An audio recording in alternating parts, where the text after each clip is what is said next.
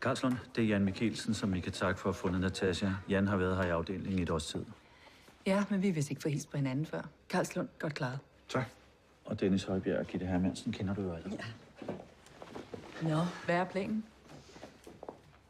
Jan foreslår faktisk, at vi lægger det sammen med Julie-sagen. Vi tror, det kan være den samme gerningsmand. Ja, men har vi nok til den teori? Der findes adskillige lighedspunkter. Julia og Natasha er begge lyshår, og de er lige gamle. De forsvandt i det samme område på det samme tidspunkt af døgnet. I Julie-sagen har vi den udbrændte bil, som vi formoder gerningsmanden brugte, og 3 dage efter Natasha forsvandt, blev der fundet en lignende bil i Greveområdet. Den var meldt stjålet og brændt af. Altså, det kunne jo være et tilfælde. Det er jo trods alt 10 år siden. Men det kunne også være, at der var en forbindelse, og det er den samme gerningsmand.